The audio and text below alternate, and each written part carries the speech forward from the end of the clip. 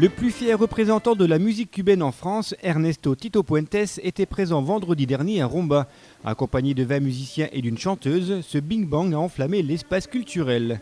Pendant 2h30, les rythmes afro-cubains se sont enchaînés les uns derrière les autres, avec à chaque fois le même effet sur le public, déhanchement et fiesta garantie.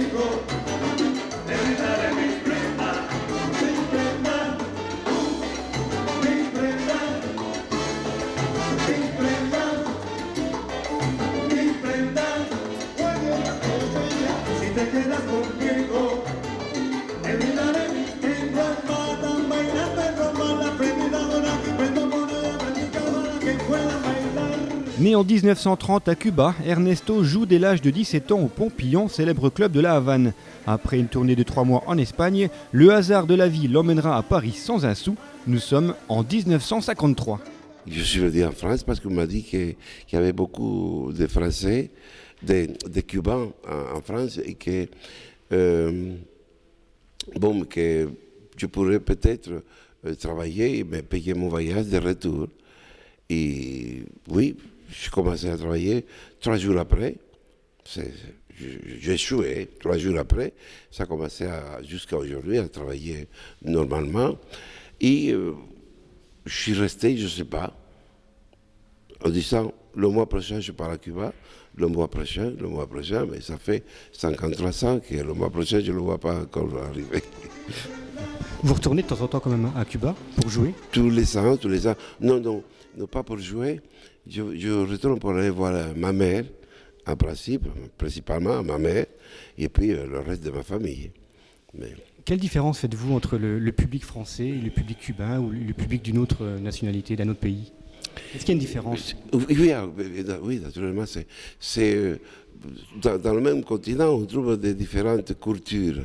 Et c'est ça qui a des différences. C'est pas que les gens, ils amusent chacun différemment.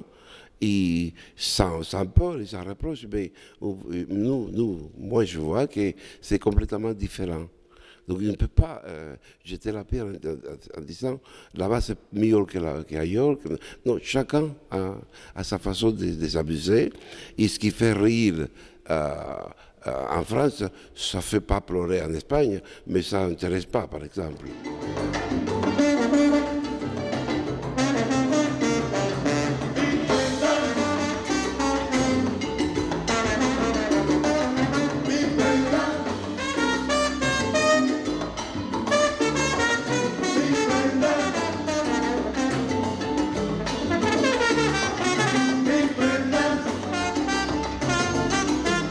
Je crois que la musique, on n'est pas égoïste, mais on doit être égoïste d'abord.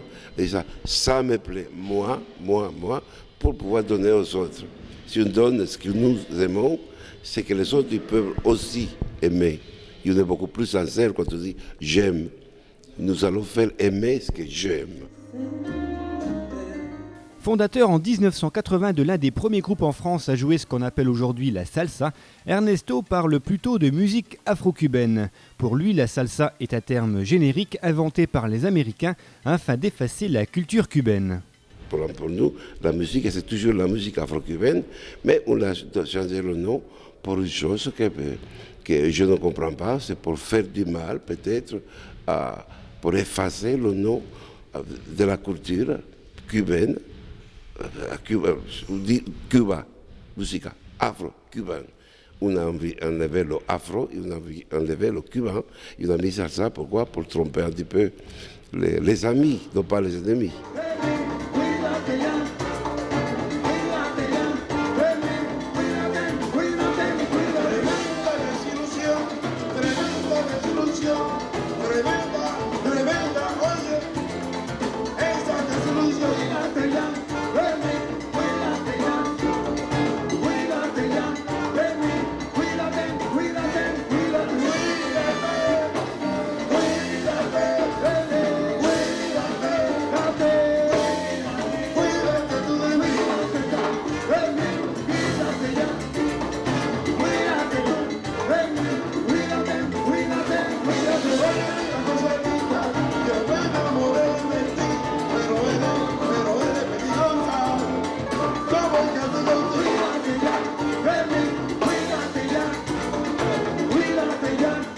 Un mot sur votre trompette, vous l'avez avec vous. C'est une grande histoire d'amour entre elle et vous. Oh, oui, j'en ai eu 34 trompettes en tout. Et c'est celle-là que j'ai gardé le plus longtemps. Pourquoi au départ vous avez choisi la trompette, justement? Je ne l'ai pas choisi, non, c'est comme la phrase, je ne l'ai pas choisi. C'est, pour moi, je crois que je vis, je fais beaucoup, j'obéis au hasard, enfin j'obéis d'après le hasard. Je voulais devenir saxophoniste et mon oncle, il était trompettiste, il m'a dit, mais écoute, qu'est-ce que tu fais avec cet instrument bon, je ne peux pas le dire, de ce qu'il a dit Cambronne, cet instrument de Cambronne. Je ne vais pas citer la phrase, mais il l'a dit avant moi. Et je lui ai dit, j'aimerais jouer le saxo. Il dit, ici, dans ma famille, personne ne joue cet instrument bâtard.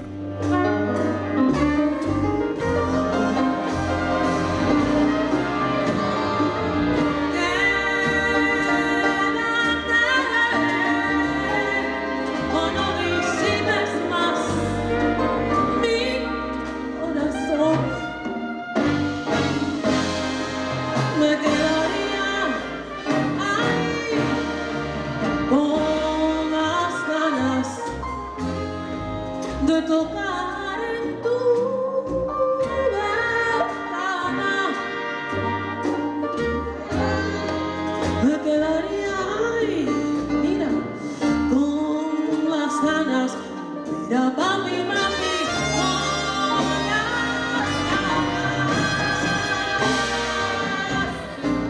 con las ganas, mira, con las ganas de tenerte, ay,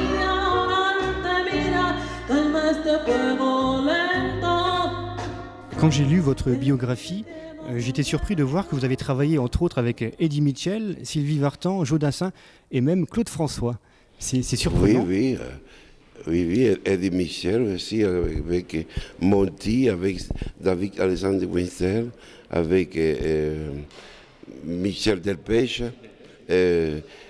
Stone Jardin. Comment expliquez-vous cette collaboration, ce pas dans la variété française? Mais pour moi, la musique m'intéresse quand elle est bien interprétée, peu importe quelle musique, parce qu'on dit musique c'est une seule. Il y a le do, ré, mi, fa, sol, la, si, qu'on emploie pour faire n'importe quel type de musique.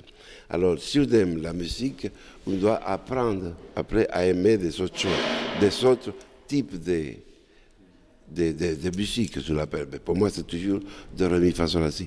Donc, je me suis senti très, très bien chaque fois, parce que je pense qu'avec Claude François, on faisait un bon travail. Et c'est ce qui m'intéresse, c'est que ça soit bien. Et votre collaboration avec Manu Dibango, elle s'est faite comment? Ben, Manu, c'est tout à fait... Nous sommes, je crois que, comme il dit, que chaque fois que nous voyons, il dit, tu es là? Oui. Tu es là? Oui. Nous sommes encore là. Et nous sommes les deux derniers qui restent parce que c'est connu en je crois, 1954, par là, une chose comme ça. Et depuis là, on s'est toujours vu.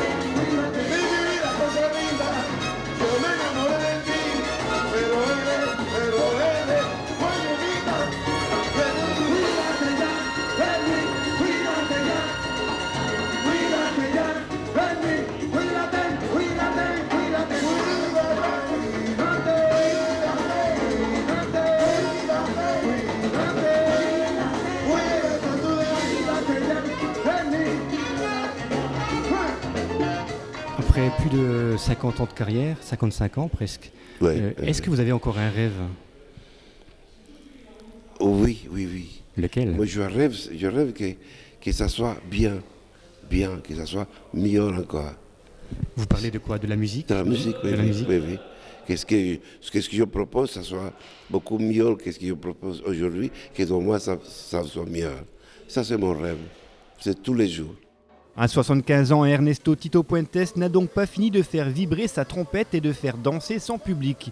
Il a encore de longues années devant lui pour explorer cette musique festive et joyeuse.